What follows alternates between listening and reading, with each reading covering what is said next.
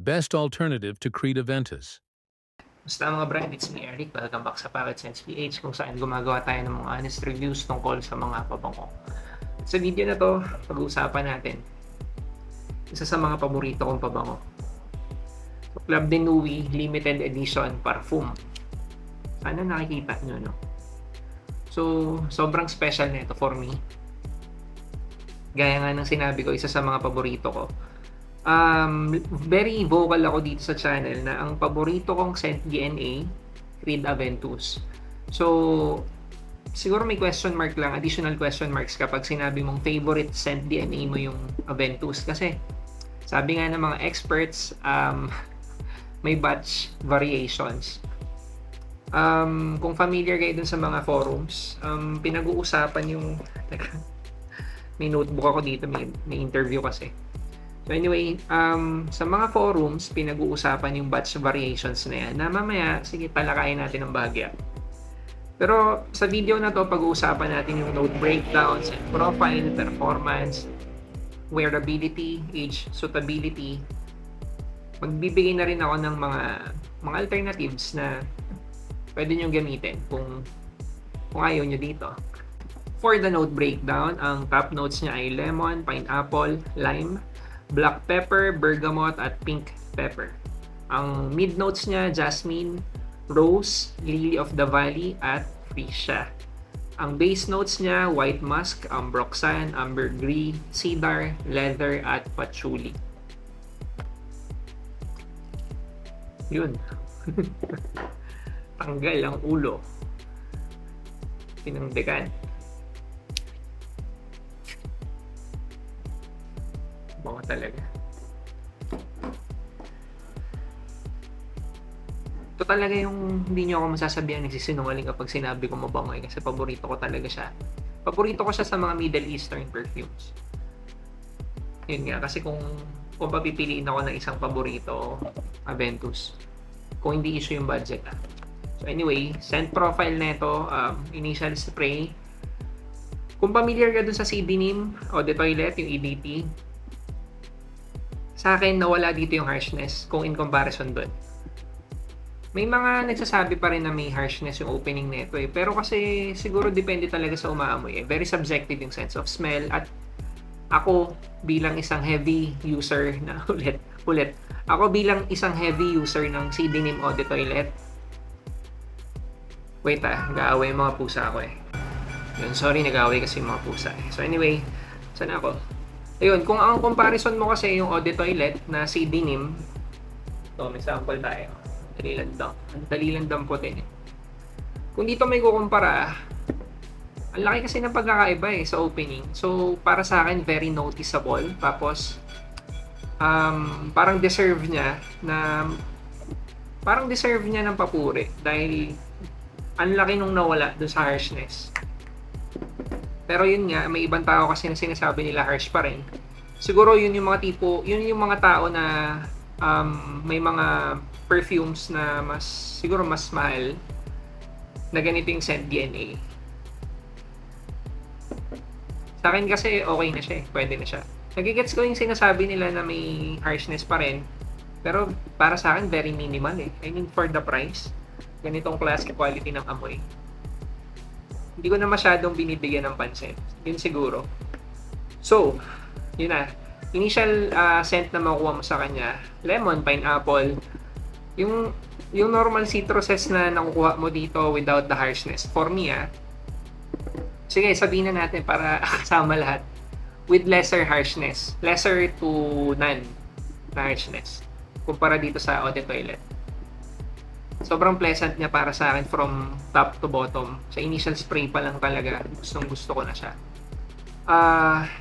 In comparison with the OG, yung Creed Aventus, sobrang lapit niya para sa akin. Doon pa lang sa initial spray yung opening scent niya, tumatagal ng hindi ganon katagal pero hindi rin ganon kabilis nawawala.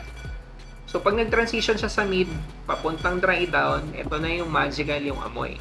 Sobrang inviting, sobrang magical. Yung pagka-woody, na pagka-creamy, na pagka-manly, na Ang bango talaga, ang hirap niyang hindi magustuhan. Sa akin personal na 'pag naamoy ko siya, gustong-gusto ko talaga, yung mga tao sa paligid ko gustong-gusto rin.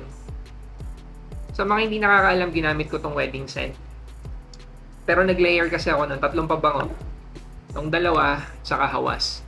So, ang dami ko na-receive na compliments during the wedding, after the wedding. Yung mga naalala kong compliment na during the wedding, nag-pick pictures. Sir, na ang bango mo, amoy na amoy ka namin. Nandun sila sa table sa gilid na ilang meters away. Doon sa kinauupuan namin sa stage. So, sigurado ako either dito yon yung amoy nila kasi sobrang dami ko in-spray.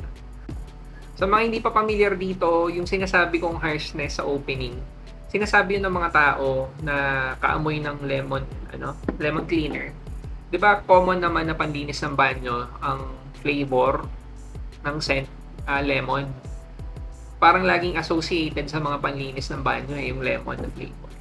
So sa mga hindi nakakaalam pa nito, ito kasi yung Eau de Toilette na version, harsh talaga yung opening.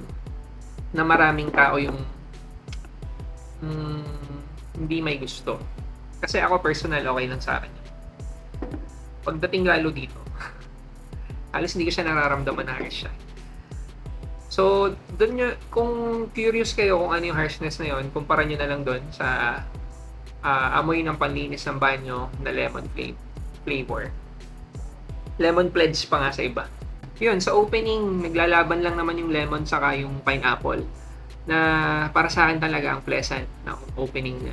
Pagdating sa mid, may florals. Pagdating sa dry down, musky, woody, may leather tsaka may ambergris na nagbibigay ng masculine touch. Kumbaga mas lalaking lalaki na eh. Pagdating yung mid niya low florals kasi madalas associated yung florals sa feminine, 'di ba? Dito for me masculine yung atake. From mid to dry down, mas lalaking lalaki. Pagdating sa dry down, sobrang masculine na pleasant. In terms of scent talaga, sasuggest ko talaga sa ito, lalo kung lalaki ka, na gamitin mo or i-try mo. Kasi kung mahilig ka sa mga ganitong tipo ng scent, siguro kapareho rin kita na ilalagay mo to dun sa tuktok ng listahan mo ng mga Middle Eastern perfumes. Uunahan na kita, may bias talaga tong review na to kasi nga paborito ko pabangon na to eh. Hindi naman ako nag-iimbento ng review ko na pipilitin lang kita magustuhan to dahil yun yung dahil yun yung purpose ng video. Kumbaga sinasabi ko sa iyo yung honest na opinion na review ko dito. Nagkataon lang talaga na gustong-gusto ko siya. Kumbaga preferred type of scent ko kasi siya. Okay, usapang performance naman. Sa performance, personal to unahin ko yung personal, tapos i-add ko mamaya yung mga naririnig kong feedback ng ibang tao. Personal, hindi nagbago. So, mag-add lang ako ng additional information. So, kabubukas ko lang na ito. Dinekant ko siya kasi gusto ko meron akong sarili din na dala-dala netong dalawa na to. Okay. Yung pinanggalingan niya na box. So, kung familiar ka na sa mga boxes ng Sidinim Limited Edition Perfume, iba-iba na yung box niya ngayon. Ito,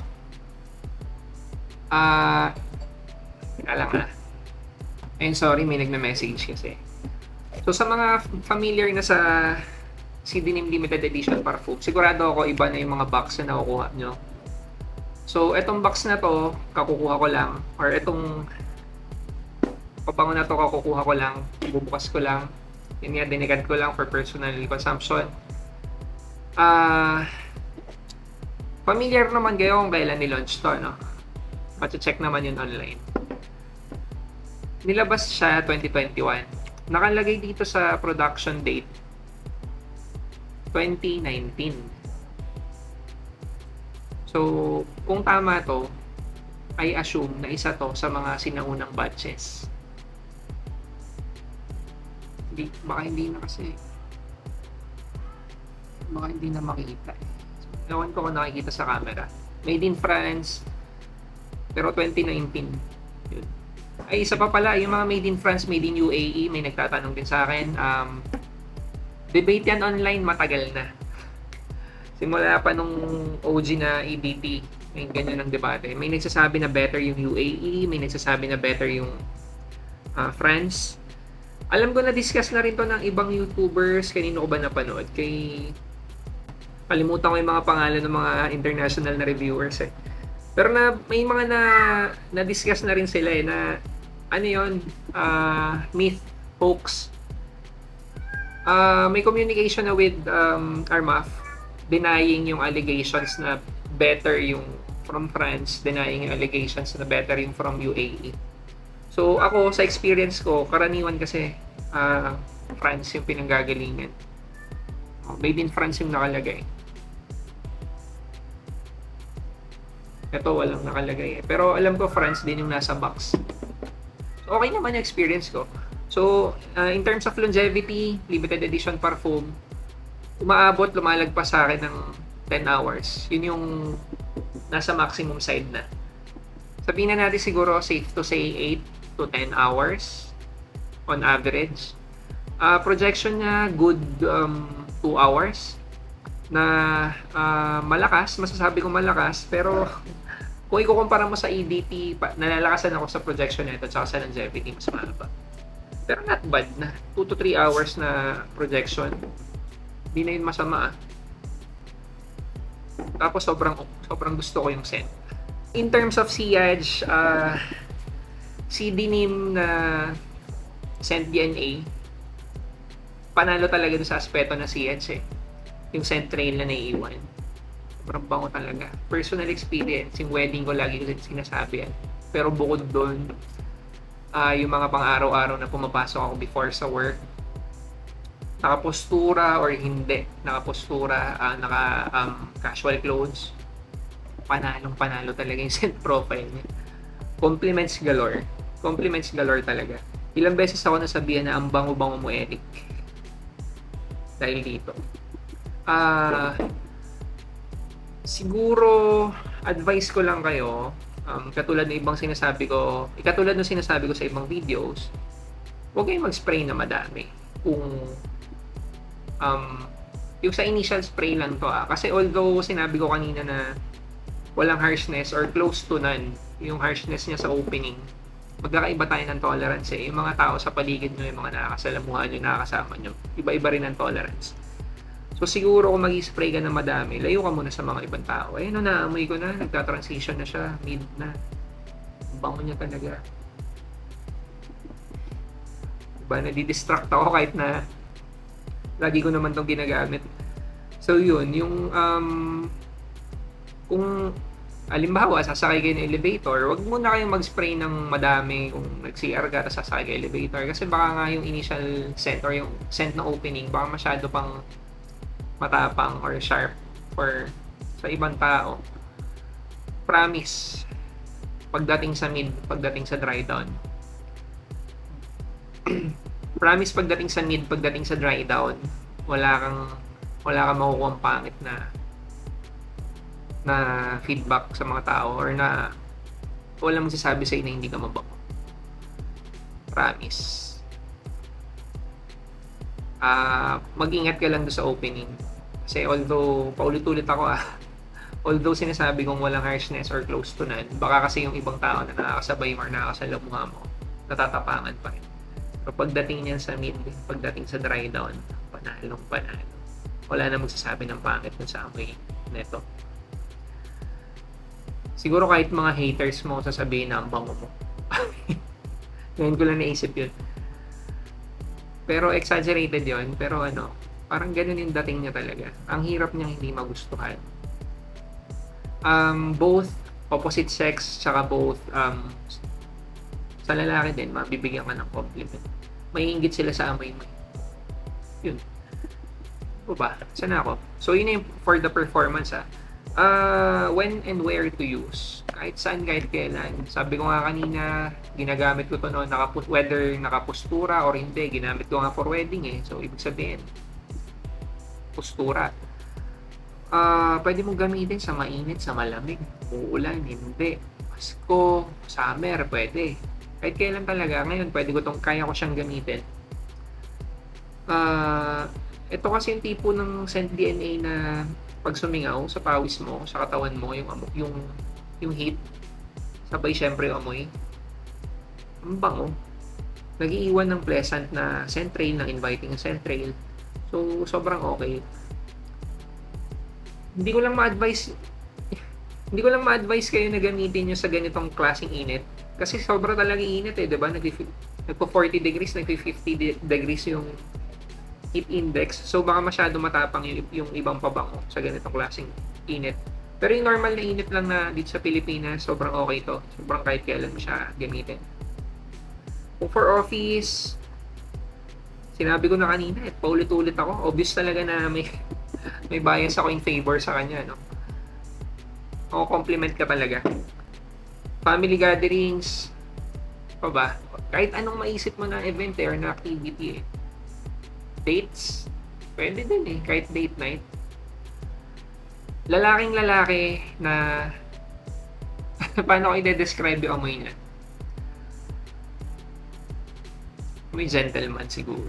Doon siya sa site na yun. May gentleman. Anong edad? Feeling ko hindi pa bagay sa teenagers yung ganito, pero pwede nyo namang gamitin, okay lang. Bagay siya 20s and up. Additional information, yung mga batch variations na sinasabi. So dati, ang mga may batch variations lang, yung mga mahal na pabango katulad ng Aventus. Na proven naman, kasi dami na rin nila nagsasabi ng mga collectors ng mga iba't ibang batches. No, may smoky, may fruity na batch. Dito naman, wala pa naman ako na-experience na parang ganun yung comparison na may fruity, na may smoky.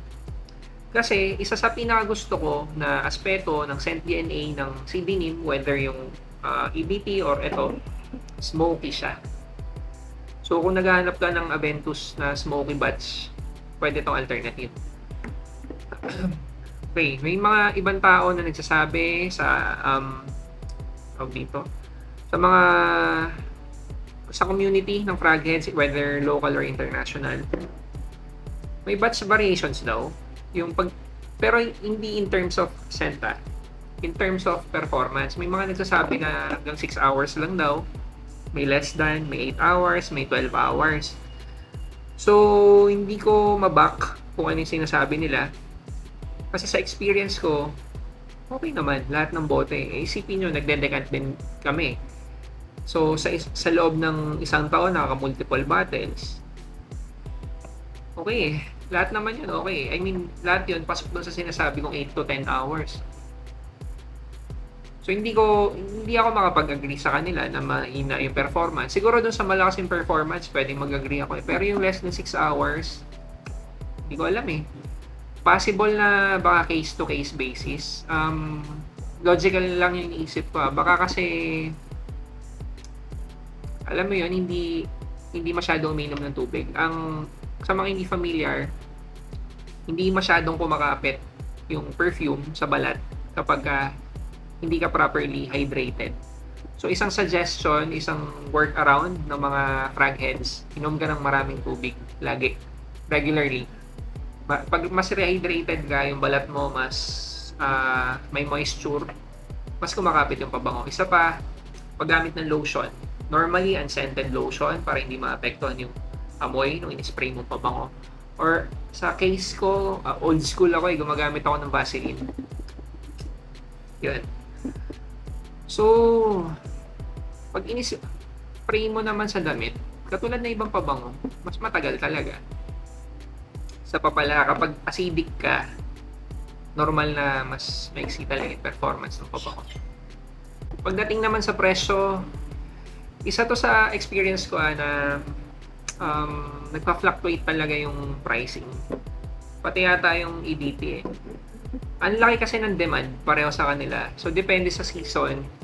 Parang kapag magpapasko, tumataas lumulobo yung presyuhan. Siguro good thing na lang ay na sobrang dami na nagbebenta. Tapos sobrang dami na rin supplies na ito sa UAE. O kung saan man. Hindi na katulad ng dati parang may nakita ako mabot ng 4K, pero ano yun, more than a year ago. Ito yun Yung normal price niya, a little over 3,000 pesos. Or 105 ml ba to? 105 ml. Kung makakuha ka nito siguro ng less than 3,000, panalo na yun. Makakuha ka ng 3,500, pwede na. Mga ganun yung price range niya. Kung lalagpas doon, pero kung sa Shopee, Lazada, baka normal na lumalagpas. Ang laki kasi ng cut ng Shopee, Lazada, TikTok. So yun. Siguro final words na lang dito. Ay, hindi. Yung alternatives pa pala. Supremacy not only intense. Afnan, okay siya. Pa ba? Siguro yun yung pwede kong ikumpara na pinaka okay na alternative sa kanya. May differences sila, syempre, hindi naman sila 1:1. Mas nakukumpara yan sa Sibat kaysa dito. Pero sa Middle Eastern perfumes, sila yung magandang pagpilian mo kung gusto mo ng mga ganitong klaseng scent DNA. So, final words, hanggang ngayon, ito pa rin para sa akin, yung pinakamalapit na alternative sa Creed Aventus. Sobrang sulit pa niya. Magkano Creed Aventus? 16, 21,000, may 25,000 pa for a 100 ml bottle. So, kung gusto mo yung ganong klaseng scent DNA, tsaka kung gusto mo yung smoky batch, ito na talaga yun. Ito na talaga yun. Kung hindi mo pa ito nasusubukan, tapos mahilig ka sa pabango, may kulang sa buhay mo, kaya subukan mo na siya. Available in decants pala sa amin. Nakakalimutan ko yung mention sa mga video, no? So, may Shopee, Lazada, at saka may TikTok na. May TikTok kami. Pwede rin same day delivery. So, yun. Maraming salamat. 1,435 na tayo. Tama ba? Okay, parang ganun na yata. Maraming salamat.